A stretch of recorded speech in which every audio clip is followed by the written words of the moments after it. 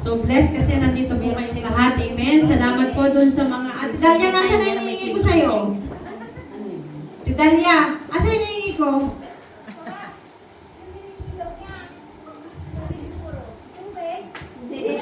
Sister Lights, bago mo ano ang pangalan ng bago? Mga dumating.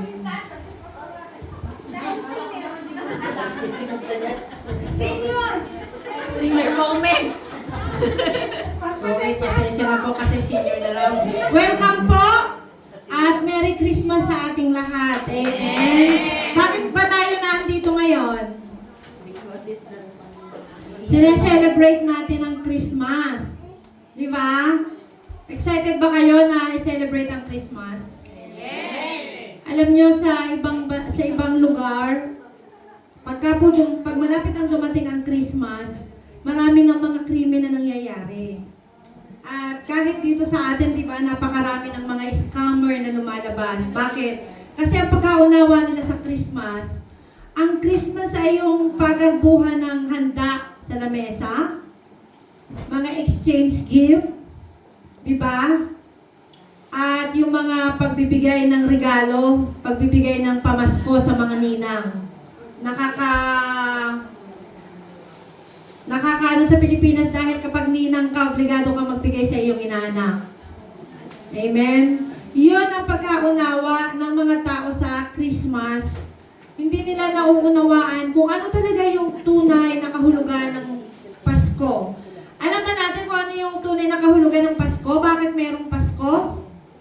Jesus is the reason of the season. Amen. Sabi ko dito, ang tunay na kahulugan daw ng Christmas, sabi po, the true meaning of Christmas ay matatagpuan natin doon sa Lucas 2 verse 10 and 11. Ano ba yung nakalagay doon sa Lucas 2 verse 10 and 11? Ang sabi niya po doon, but the angel said to them, don't be afraid. I am here with good news for you, which will bring great joy to all people. Diba? Yun po yung meaning ng Christmas. Yung pagkapanganak ng Panginoong Hesus. Ang sabi po doon, ay huwag daw tayong matakot. Diba? Dahil ang Christmas po, ang meaning ay yung good news. Ano yung good news? Ang Panginoong Hesus ay ipinanganak, siya ay namatay, at siya ay muling nabuhay. Yun ang good news. Amen? Yun ang meaning. Kaya meron po tayong Christmas. Hindi po lamang sa pagbibigayan ng regalo. Kapag hindi tayo nabigyan ng regalo, masama ang ating loob. Diba? Kapag kami nagbigay at tapos hindi tayo nabigyan ng regalo, masama ang loob natin. Amen. Pero dapat hindi ganon. Dapat maunawaan natin, bilang mga Kristiyano, dapat maunawaan natin ano ba yung talagang meaning ng Pasko. Kapag ka po naunawaan natin ang meaning ng Pasko, magiging excited na tayo. Amen. Every day is Christmas. Di ba? Araw-araw po ay Christmas. At tandaan po natin na sabi po dito,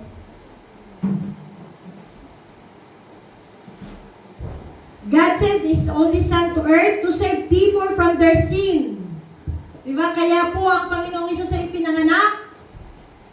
Siya ay namatay at muling nabuhay para po matubos tayo sa ating mga kasalanan. Amen? Christmas is not only a myth or alamat. Ang Pasko po ay hindi po isang alamat. Hindi po ito isang tradisyon. Hindi po ito isang panaginip lamang o pangarap lamang. Amen? Ang Christmas po, it is a glorious reality. The celebration of God's ultimate gift, the birth of Jesus Christ, the child. Anong ibig sabihin? Iisa lang po ang pinatutunguhan noon, salvation. Amen. Kaya po ipinanganak ang Panginoong Hesus para po tayo ay tubusin sa ating mga kasalanan. Sige, bago po tayo magpatuloy, tayo po ay manalangin muna. Father God, maraming salamat po sa oras na ito. Sa inyo namin ipinagkakatiwala ang lahat ng bagay, Panginoon o God. Hallelujah, tago mo po ako sa likod ng iyong cross ngayong gabi. Tanging ikaw lamang ang marinig, Panginoon o God. Hallelujah, anoint mo po ang tenga ng lahat ng makikinig ngayong gabi. At ganoon din po, Panginoon, ang aking mga labi, ang aking dila. At bawat salitang mahahayag ngayong gabi, Panginoon, Lord, salayan mo po ito, Panginoon. At maging pagpapala sa bawat isa in Jesus' name. Amen. So, alam na po natin kung anong meaning ng Christmas. Ang Christmas po ay good news. Mabuting balita ng kapanganakan ng ating Panginoong Hesus. Amen. At ang aking pong topic ngayong gabi, something new in my life. Gusto ba natin ng new? Amen. Siguro tatanungin natin bakit kaya something new yung topic ni Pastora, Pasko naman. Kasi pagkatapos ng Pasko ay bagong taon. Year's resolution. Amen? Kalimitan, noon natatandaan ko, nagsusulat ng New Year resolution. Pero namnamin po natin, ano po ba yung iiwanan natin ngayong 2024? Meron po ba tayong dapat na iwanan ngayong 2024? Meron.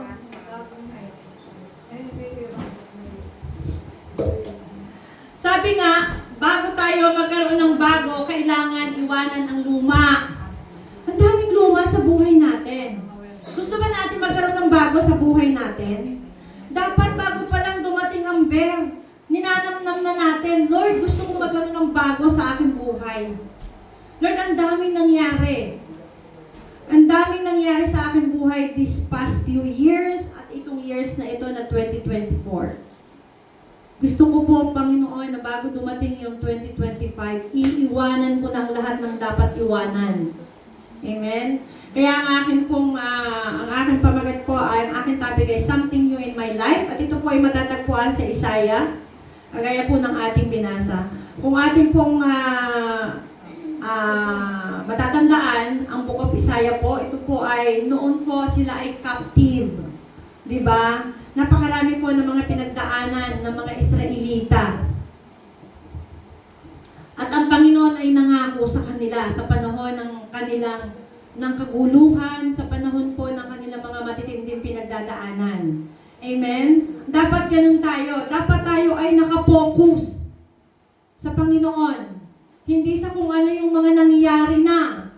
Amen? Nakapokus pa ba tayo doon sa mga nangyayari na? Kalimitan, napakarami sa atin ang hindi pa nakakahulag po sa nakaraan. Ang hindi pa nakakalaya sa nakaraan. Mga past pain na ating dinaanan. At kung mapapansin natin, wala pong nangyayaring paglago sa ating buhay. Amen? Diba? Kapag hanggat hindi tayo nakakalaya doon sa mga past pain natin, walang mangyayaring paglago sa buhay natin. Konting salita lang na marinig natin, magagalit na kaagad tayo. Kasi nasasaktan tayo. Amen? Kaya dapat meron pong mangyaring pagbabago sa buhay natin. Amen? Sabi po doon sa verse 18 at 19, sabi niya, walang ibang translation natin. NIV.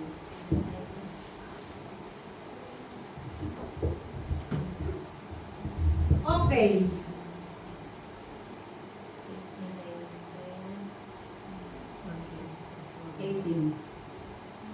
Ano sabi dito? Forget the former things. Do not dwell on the past. Ano sinasabi ng Bible? Do not dwell on the Forget the former things.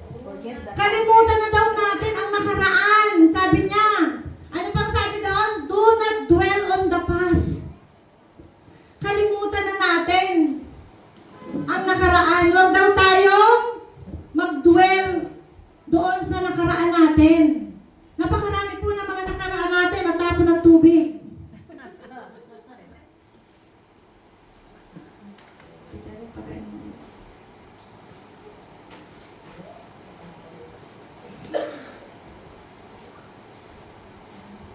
Huwag daw po tayong mag-dwell sa nakaraan natin. Lagi po nating tatandaan, ang Panginoong Hesus ay dumating na dito sa lupa para po tayo ay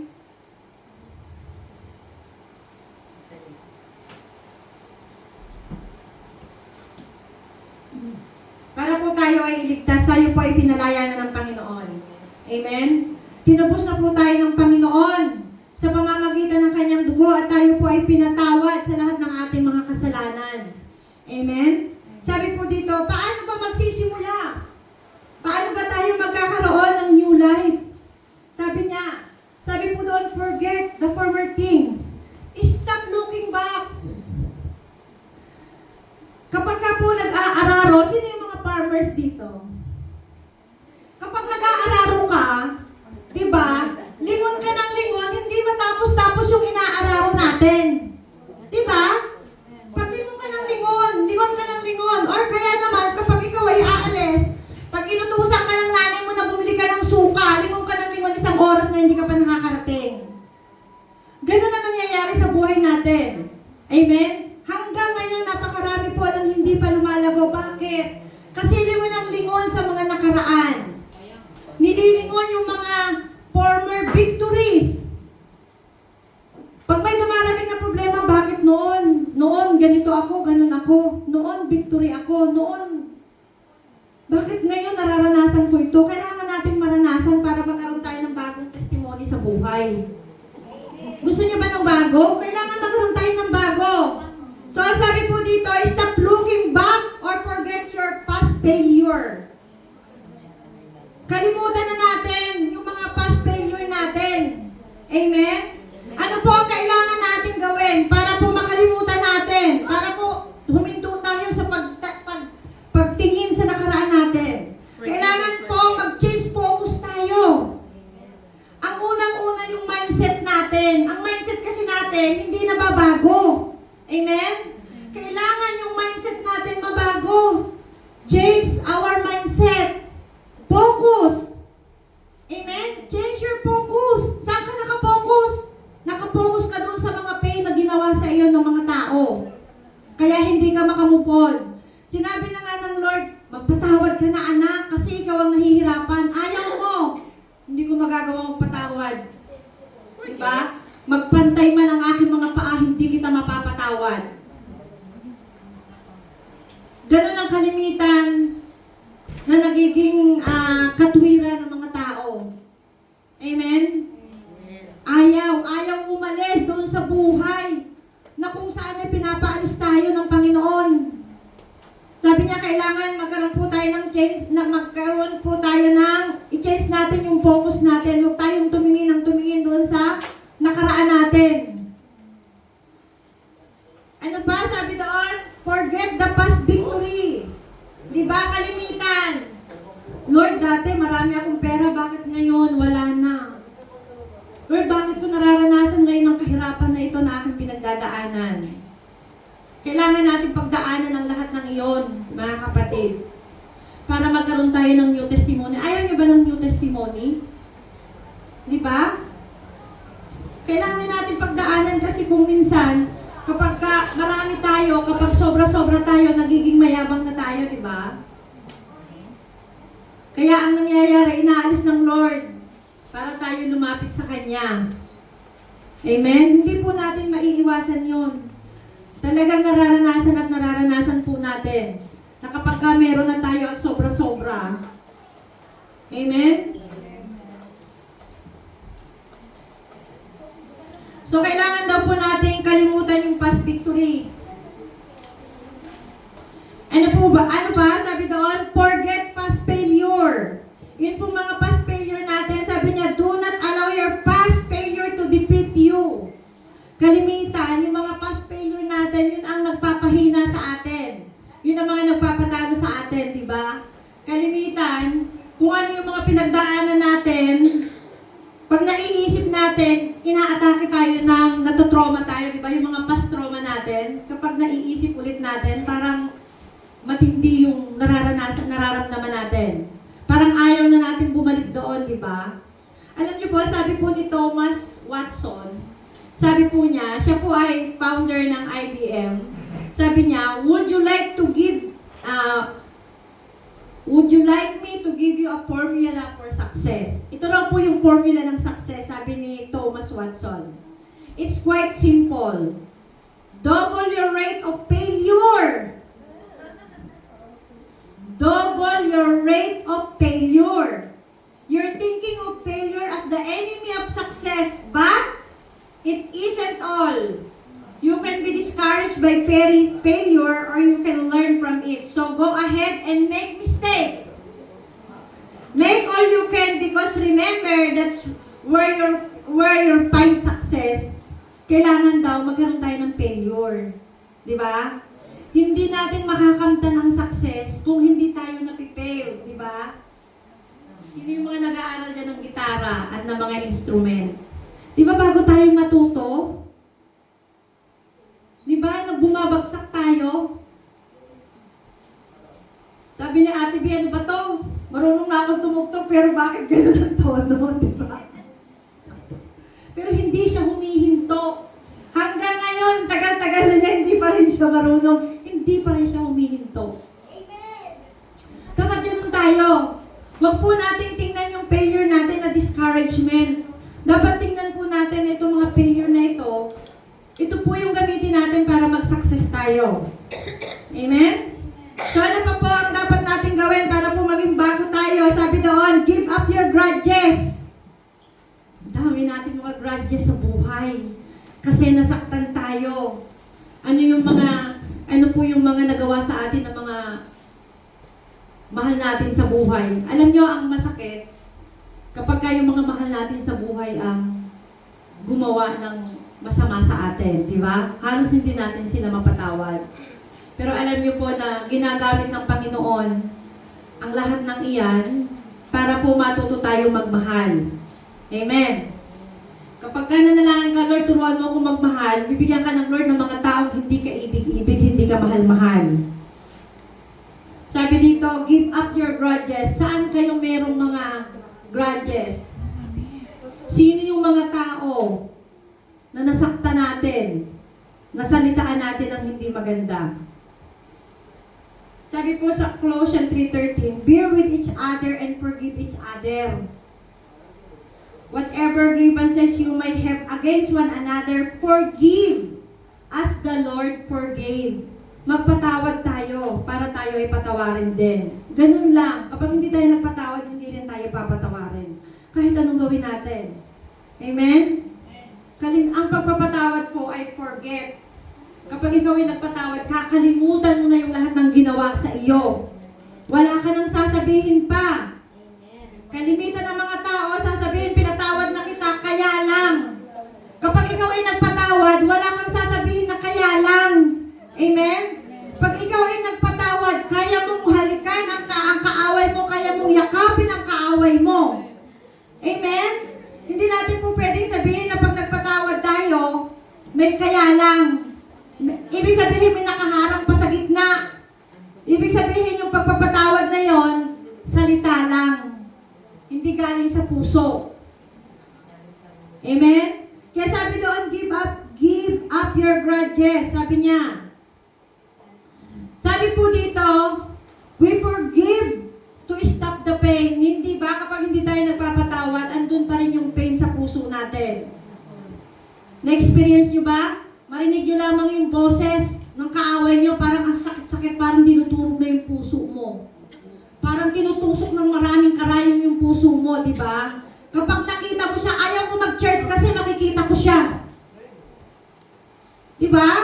Kaya hindi pumupunta ng church dahil makikita yung kaaway. Tandaan natin, pagdating natin sa langit, katabi natin yung kaaway mo na yan. Paano mo siya ihahandle? Paano mo ihahandle? Lagi ko sinasabi po dito sa pulpito, na ang church is a glimpse of heaven. Anong ginagawa natin dito sa pulpito? Isang sulyap lamang lang gagawin natin doon sa langit. Pag hindi ka nagpatawad, maiiwan ka, hindi ka makakasama. Amen? Pero paano nga ba magpatawad? Yun ang tanong. Paano? Paano nga ba? Di ba? Sabi po dito na kapag hindi daw tayo nagpatawad, hindi po mahihinto yung pain, which is true. Naranasan ko po yan, mga kapatid. Kapag hindi tayo nag-release ng pagpapatawad, hindi magkakaroon ng healing. At meron po akong mga in-research dito. Sabi po dito, forgiveness is to set the captives free.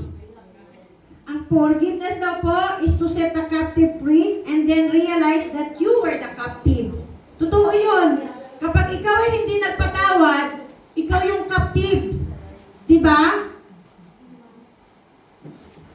Kapag hindi ka nagpatawad, ikaw ang captives. Pangalawa, sabi niya, forgiveness is the act of untying yourself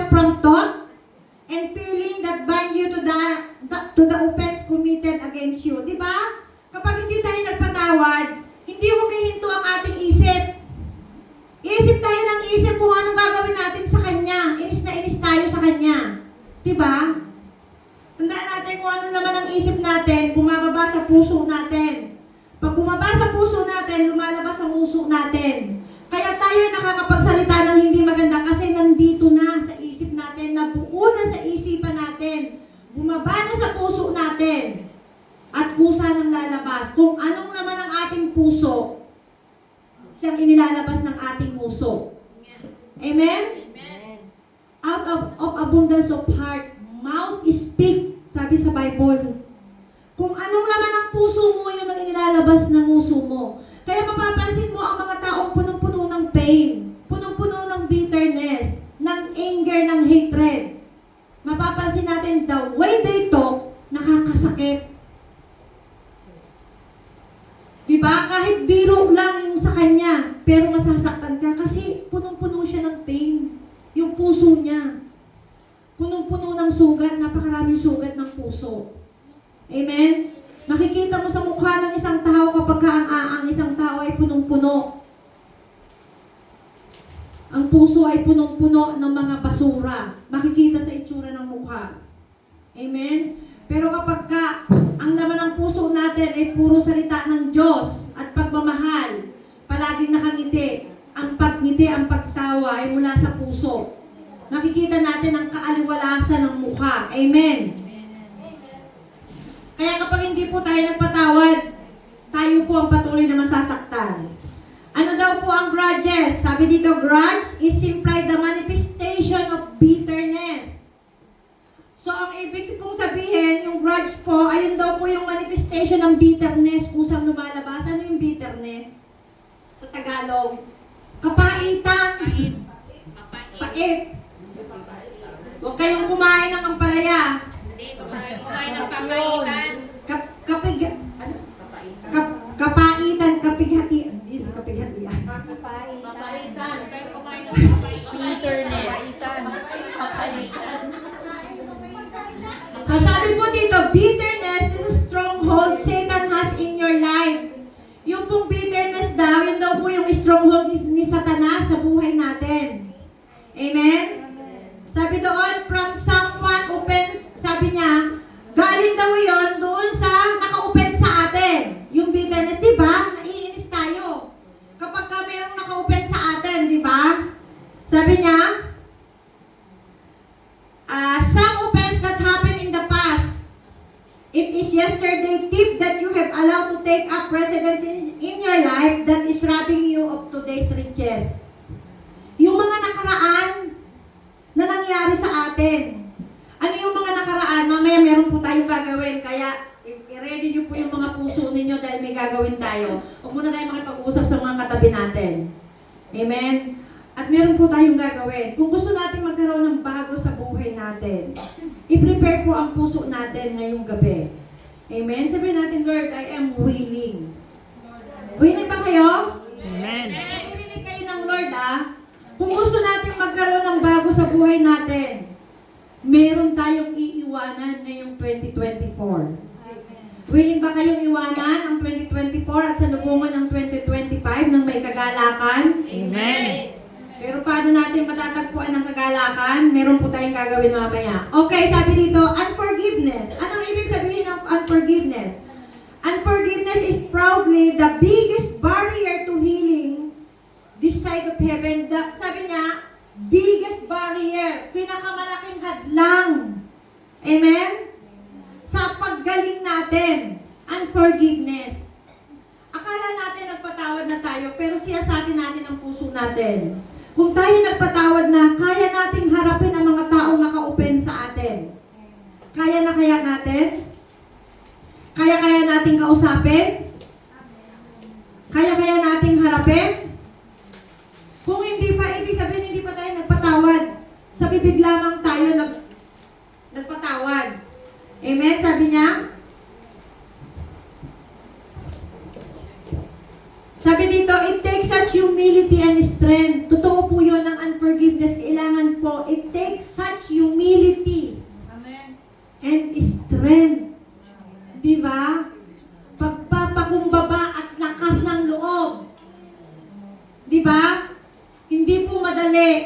totoo lang, hindi madali. Yung ikaw ang pusang lalapit at hihingi ka ng tawad, kahit siya ang nagkasala, pero ikaw ang magpapakumbaba, is not easy, mga kapatid.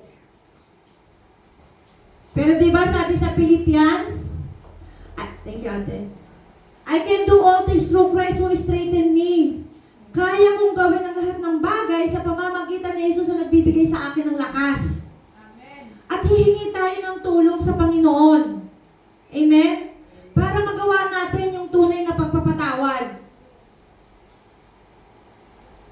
Meron ba tayong mga kaaway? Wala daw. Meron ba tayong mga nasaktan? Alam nyo kung minsan hindi natin alam nakaka-open tayo. Kahit biro lang natin.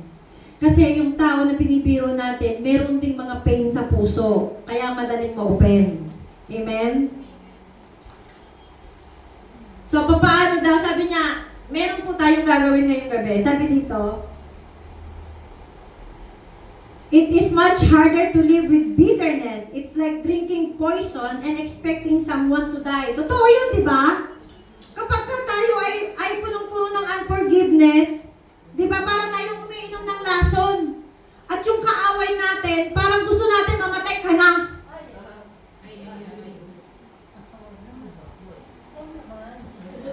No, totoo naman yun. Totoo po yun, mga kapatid. That is the truth. Kapag ka mayroong unforgiveness sa puso, kapag ka po kayo ay walang pagpapatawad sa puso, hindi nyo matagpuan ang pagpapatawad, wala kang pakialam sa isang tao kahit na anong mangyari sa taong yan. Sinisiraan mo nga eh. Ipinopost mo nga sa Facebook eh, tapos sasabi mo, ay. Di ba? Yun yung unforgiveness, hindi mo nga siya mapatawad eh. Kaya nga sabi dito, drinking poison and expecting someone to die is true. I-post mo sa Facebook yung kaaway mo, napakasakit po nun, mga kapatid, nakakahiya. Kahihiyan po yun. Di ba? Malaking kahihiyan yun sa kapwa. Kaya nga merong nag-ano sa akin, nagpa-counsel, ang sabi ko sa kanya, wag mo siyang ipopost sa Facebook. Malaki man ang utang niya sa iyo, ipag-pray mo siya. Wag mo siyang ipost sa Facebook. Dahil once na nag-release ka na ng word, ng mga curse, hindi mo na mababawi yon. Amen? Kapag nag-release ka na ng word, hindi mo na yung kayang bawiin. Kahit pa na mag-sorry ka na mag-sorry. Tumingin mo na sa puso. Nakasakit ka na. Kaya dapat maging aware tayo sa ating pagsasalita. Pero hindi natin magawa dahil nga merong mga pain sa puso natin. Kaya anong nangyayari? Basta-basta na lang tayo nakakapagbigay ng mga salita. Hindi natin iniisip kung tama o nakakasakit ba. Amen. At meron po akong isinulat dito na ilan, na sabi dito, step to forgiveness. Kailangan po natin.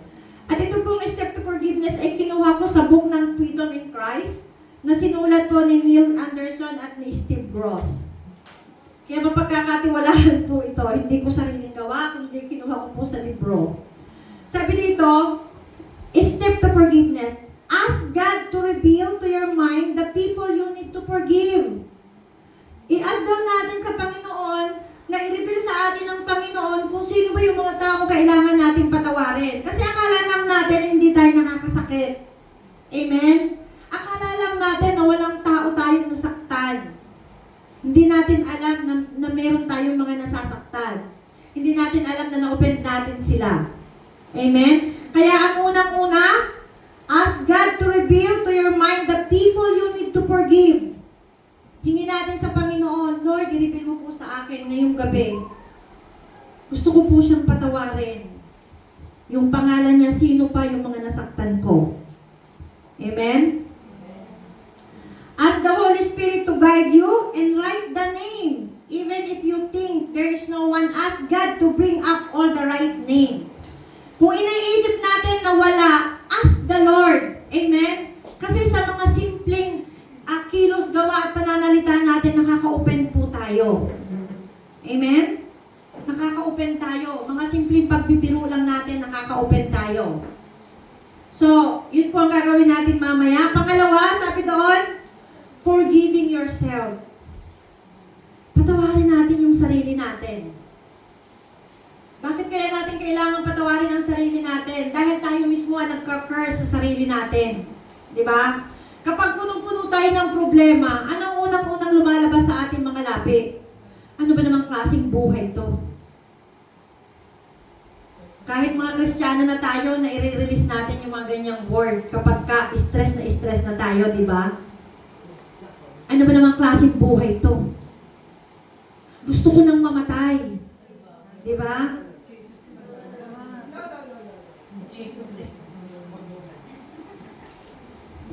Kaya nga po ang sabi dito, ask God to reveal. Sino ba yung mga nagawa mo ng kasalanan at ask God kung ano ba yung mga kasalanan na nagawa natin. Kaya ang sabi dito, forgiving yourselves. Only God can forgive your sin. The hardest person to forgive is, sino na yung hardest person na hindi natin kayang patawarin? Ang sarili natin. Amen? Sabi niya, for letting themselves down, you are effect accepting God's forgiveness and refusing to listen to the devil. Ang lagi natin naririnig, yung sinasabi ng demonyo, ayaw nating i-refuse. Amen? Alam niyo, kapag ako'y nagpe-pray, pumupunta ako dito, talagang nire-review ko po yung mga negative na pumapasok sa isipan ng mga tao na akala nila totoong-totoo. Amen? Merong mga negative na iniisip natin, akala natin totoo, naiisip natin, yan, sinabi mo yun. Kahit hindi sinabi ng kapwa natin. Kasi si Satanas daldal ng daldal sa ating tenga. Nagsusumbong si Satanas sa inyo, hoy, alam mo, sabi ni ganito, ganyan ka. Hoy, alam mo, sabi ni ganito, ikaw daw ay ano. Si Satanas, sabi sa Bible, may tenga ang balita, may pakpak ang lupa, di ba sabi sa mga ngaral? May tayo ang lupa, may pakpak ang balita. Kaya dapat maging aware tayo kung sino ang mga kinakausap natin at pinagsasabihan natin ang mga problema natin. Sabi pa rin po sa mga ngaral, kahit daw sa asawa natin, huwag tayong magsasabi ng lihim natin. Bakit nalalantad kung ano yung mga ginagawa natin, ang mga sinasabi natin? Kasi nasa na atin din yung bibig natin walang preno. Amen? Kaya kapag inis na inis ka na, mag-pray ka ng Lord, nagagalit ako kay ganito. Sa Lord na lang natin isumbong, Lord, seal it by the blood of Jesus, hindi ito maririnig ng kaaway. Kaya ang gossiping ay kasalanan. Amen. So sabi po dito, ask God to reveal to your mind the people you need to forgive. Next, forgiving yourself. Kailangan po natin patawarin ang ating sarili. Pangalawa, forgiving God. Siguro isipin natin, bakit forgiving God? Bakit natin patatawarin ang Diyos? Alam niyo, nung namatay yung aking anak, merong isang prophet na nag-pray sa akin, ang sabi niya sa akin, forgive your daughter. Sabi ko, why? Kasi maaga kanyang iniwanan. Sabi niya. Kaya patawarin mo yung anak mo sa maagang pag-alis niya dito sa mundo, iniwanan kanya ng maaga. Kaya yung mga hindi pa dyan, nakaka-move on sa pagkawala ng mga mahal sa buhay, patawarin niyo na sila. Sabihin niyo, Lord, pinapatawad, banggitin niyo yung pangalan nila, pinapatawad na kita kasi iniwanan mo ko ng maaga. Kung yun ay asawa ninyo, alam niyo kaya ako madaling naka-move on dahil sabi ko, Jimmy, pinapatawad na kita dahil sa laki ng responsibilidad na iniwanan mo sa akin. I forgive you. Kahit patay na siya, pinatawad ko siya. Ganun din po, sabi dito, forgiving God. Forgiving God is harder to understand. Bakit daw? Because God has done nothing wrong, di ba? Wala naman talagang ginawang masama ang Panginoon. Amen. Lahat ng ginawa niya ay kabutihan. Ang problema, hindi natin nauunawaan ang kanyang plano sa ating buhay, kaya nakakapagsalita tayo ng hindi maganda. Totoo yun, kahit sabihin natin hindi. Nakakapagsalita tayo ng hindi maganda laban sa Panginoon. Amen? Lord, bakit nangyari ito? Sinasabi mo muna ang sarili mo bago mo tanungin ang Lord, Lord, why me? Lord, bakit nangyayari ang lahat ng ito? Ang sabi sa mga ngaral, siyasatin mo ang iyong sarili. Amen? Kaya dapat maunawaan natin ano ba ang plano ng Panginoon sa ating buhay. Kapag naunawaan natin ang plano ng Diyos sa ating buhay, hindi natin sisihin ng Diyos sa mga nangyayari sa atin. Amen? Dahil kung tayo lumalakad sa kalooban ng Panginoon, di ba, alam natin, walang pagsisisi.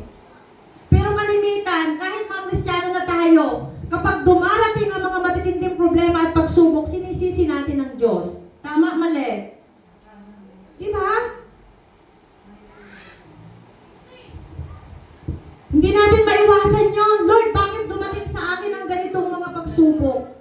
Dahil kahit nga si Hope, di ba? Bakit dumating? Sinisisi natin ang Panginoon. Kaya sabi doon, forgiving God. Next, sabi niya, acknowledge the heart and the hate. I-acknowledge daw natin yung mga pain at saka yung mga hate, yung galit. Jesus instructed us to forgive from the heart. That's much more than simply saying, I forgive and pretending we're dealt with it. To forgive from the heart, we need to face the heart and hate. Di ba? Para daw po, para makapagpatawad tayo, sabi po dito, kailangan nating i-acknowledge yung nararamdaman nating pain sa puso natin at saka yung hate.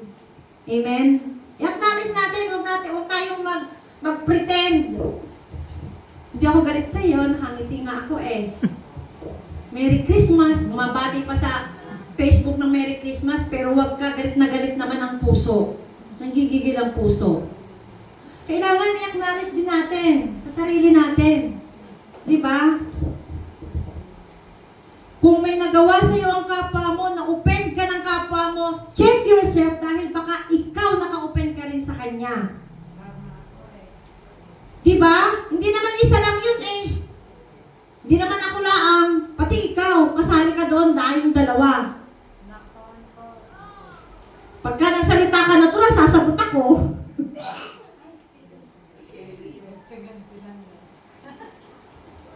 Diba sabi na, acknowledge the heart and the hate. Next, sabi niya, understand the significance of the cross. Kailangan mo unawaan po natin kung ano yung ginawa ng Panginoong Yesus doon sa cross para matulong tayo magpatawad. Amen?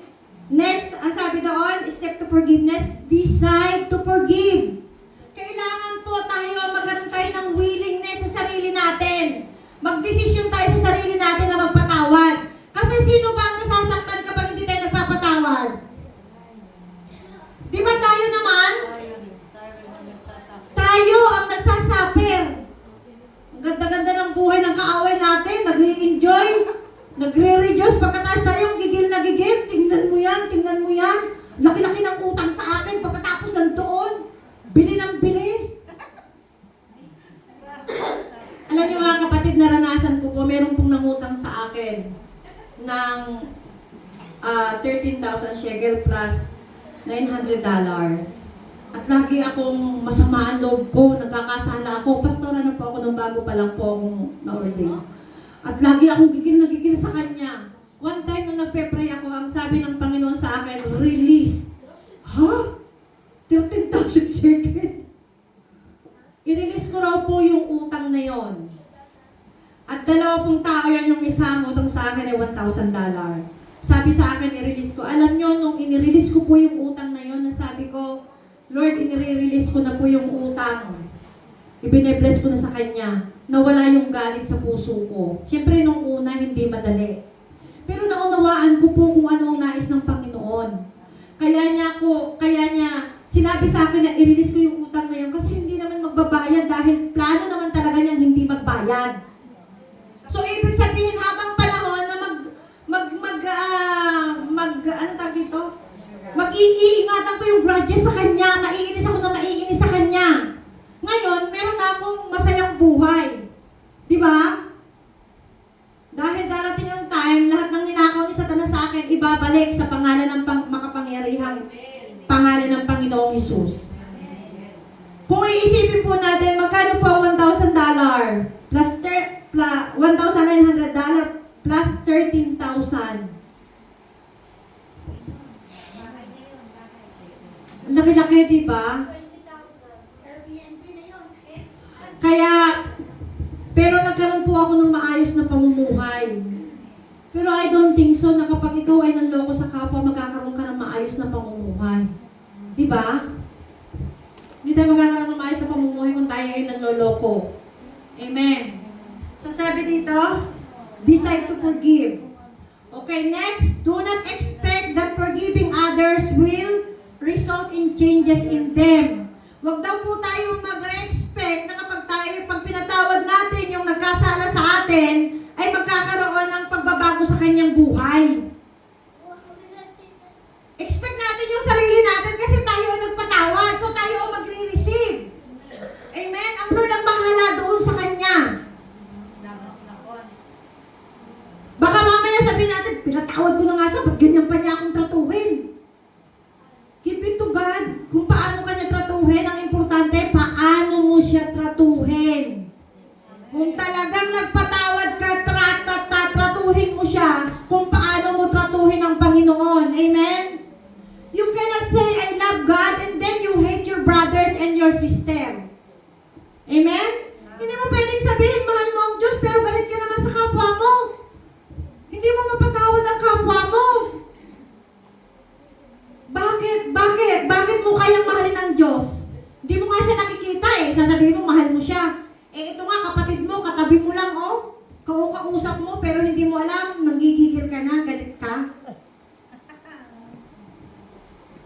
Normal lang sa atin, di ba? Lagi natin sinasabi, I love God. Pinopost pa natin, I love God. But deep inside our heart, galit tayo sa kapatid natin kasi itong kapatid na to, chismosa to eh. Chinismis ako eh. Pinost ako doon sa Facebook, chinismis ako na ako daw eh ganito, na ako daw eh ganyan. Kaparaanan ng Lord yun para matest ang ating puso, kung nasa ng puso natin. Kapag marunong tayong magpatawad, kapag marunong tayong magpasensya, doon nakikita ang pagmamahal natin sa Panginoon. Amen? Kapag kaya nating halikan at mahalin yung ating kaaway. Hindi lamang sa pamamagitan ng sorry. Kung hindi talagang gagawin natin by action. Next, sabi niya, try to understand the people you have forgiven. Kailangan daw po natin unawain yung taong pinatawad natin. Baka yung tao na yun na nakagawa sa atin ng hindi maganda ay may pinagdadaanan. Amen? Huwag tayong magdesisyon ng pabigla-bigla. Huwag tayong magalit kagad. Kailangan unawain muna natin yung tao na yun. Ano ba pinagdadaanan ng tao ito? Bakit ito nakapagsalita ng hindi maganda laban sa akin? Bakit ito'y nakagawa ng ganito? Amen? Bakit niya ako tinraidor?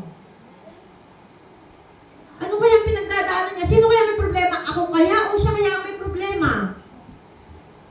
Kailangan po nating unawain yung tao na yon na gusto nating patawarin, no? Yung tao na yon na nakagawa sa atin ng hindi maganda. Amen? Next, sabi doon, expect positive result. Kapag ka po nagawa na natin yung lahat, mag-expect tayo ng positive result. Amen? Kung ayaw ng tao na yon na ikaw ay kausapin pa, keep on praying. Amen? Patuloy natin siyang ipanalangin dahil time will come. Keep on praying. God is working. Mapapansin na lamang natin, uy, lumalapit na siya sa akin. Thank you, Lord. Amen? Mga kapatid, alam niyo po kung gaano kalaki ang grace ng Lord sa bawat isa sa atin. Amen. Napakalaki. Kung gaano raw, sabi sa Romans, kung gaano kalaki ang ating kasalanan, mas malaki pa doon ang grace ng Lord. Amen? Kaya huwag natin tingnan kung ano yung ginagawa ng kapwa natin sa atin. Ang tingnan natin, ano ba yung gagawin ng Lord sa buhay ko? Kapag di ba si Jesus Christ? Ang dami ng mga bumabatikos kay Jesus Christ, gusto na siyang patayin. Pero ano lagi sinasabi ng Panginoong Hesus? Gagawin ko, pinapagawa sa akin ng aking Ama. Hindi niya pinapansin yung mga taong nakapaligid sa Kanya, na nambabatiko sa Kanya. Nakapokus siya sa kung ano yung pinapagawa ng Ama sa Kanya. Anong pinapagawa sa Kanya ng Ama? Kuhanin ang ating kasalanan at ipakod siya doon sa cross. Doon siya nakatingin sa cross. Amen? Hindi pa man nangyayari, pero nakatingin na siya doon sa cross. Yun ang Ito yung focus ko. Kasi kapag nawala yung focus ko doon sa cross, mawawala ako. Makakapagpatawad tayo kapag nakatingin tayo doon sa cross. Nakapokus tayo doon sa cross. Amen? Next, sabi niya, thank God for what you have learned and the maturity gain. So, dapat doon sa mga nangyayari sa atin, ginagawa sa atin, magkaroon po tayo ng lesson doon. Amen? Lagi kong sinasabi na kapag kayo nakipag-usap sa telepono, more than 5 minutes, ano na ang mangyayari? Chismis na. Kaya iwasan natin na makipag-usap ng matagal sa telepono. Dahil marami na tayong napapag-usapan na hindi maganda. Hindi natin napapansin, nagchichismis na tayo. Amen? Pagka tayo nakipagkwentuhan ng more than 5 minutes, hindi na yung kwentuhan. Marami na tayo napapag-usapan, hindi natin napapansin. Pinapatay na natin ang kapwa natin. Next, 9. Accept your past. Makita. Accept your past of the blame for the offense you suffered. So, I accept your part of the blame for the offense you suffered. Sabi niya, confess your part in any sin and know that you are forgiven. If you realize that someone has something against you, go to them and be reconciled. When you do that, be careful. Simply to confess your own wrongdoing rather than bringing up anything they did. So, ano dapat daw natin gawin? Accept your part of the blame for the offense you suffered. Lapitan natin. Kaya natin gawin yon. Lapitan natin yung mga na-offend natin. Ito po ang gusto ng Panginoon. Sabi niya po dito na kung gusto natin na magkaroon po tayo ng something new in our life before 2025. Kasi ang Panginoon po ay may pangako sa atin kapag ka po nagawa natin ang ipinapagawa ng Panginoon. At gagawin po natin yun ngayong gabi. Ang pangako po ng Panginoon, sabi niya, see, I am doing a new thing. Hindi po natin makita yung new thing na ginagawa ng Panginoon because tayo ay nabubuhay doon sa past natin. Because tayo ay nabubuhay doon sa pain dahil sa ginawa ng mga tao sa atin. Because tayo ay nabubuhay doon sa mga grudges. Amen? Hindi natin makita. Sabi niya, see, I am doing a new things. Now it is spring up. Do you not perceive it? Hindi nga natin ma-perceive. Hindi natin ma-perceive kasi nga yung puso natin punong-puno ng basura. Amen? Ano bang sabi doon? I am making a way in the wilderness and a stream in the wasteland. Napakaganda po ng pangako ng Panginoon. Sabi niya, hindi mo pa ba nakikita? Sabi niya, gumagawa na ako ng daan. Sa disyerto, pinapatubigan, sabi sa Tagalog, pinapatubigan ko ang disyerto para sa iyo.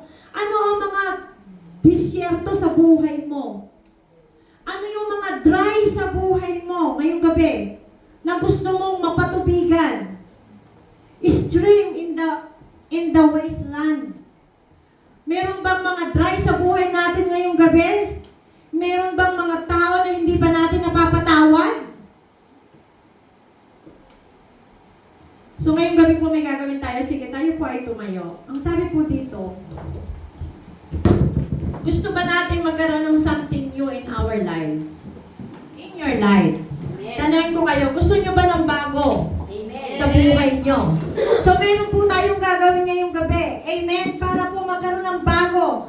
Para po makita natin ang ginagawa ng Panginoon. Ano po yung unang-una?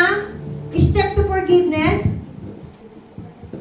Ask God to reveal to your mind the people you need to forgive. So ngayong gabi po, ask the Lord. Ipikit po natin ang ating mga mata, mag-concentrate po tayo. Huwag tayong tumingin sa mga katabi natin. Ask the Lord, Lord, sino po yung mga tao na nais mo na patawarin ko ngayong gabi? Lord, ipakita mo po sa akin, i-remind mo po sa akin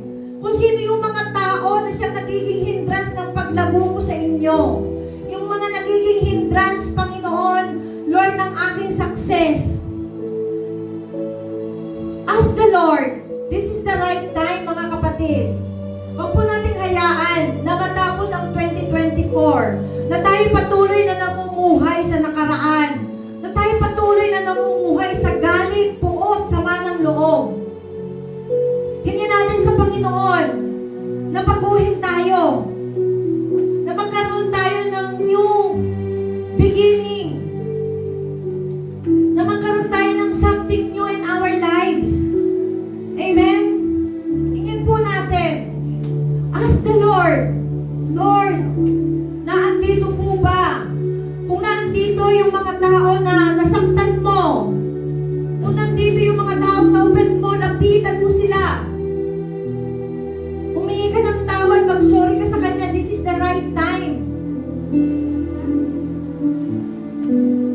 Magkapag-usap ka sa Panginoon between you and God.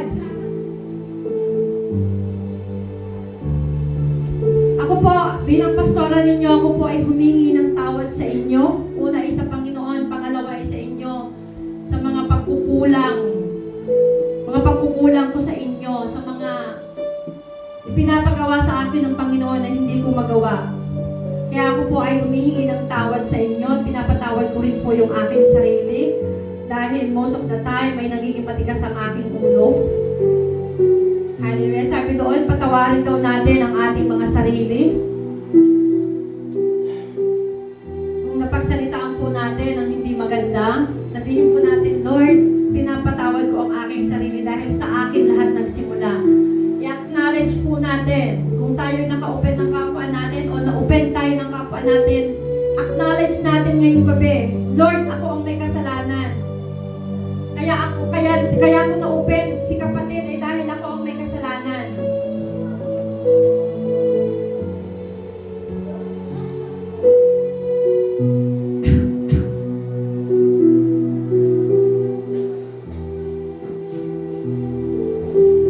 At kung i-reveal na po sa atin ng Panginoon yung mga tao na nasaktan natin, humingi po tayo ng tawad sa kanila kung sila ay nandito sa loob ng church. Lapitan po natin, yakapin natin sila. At humingi tayo ng tawad sa kanila.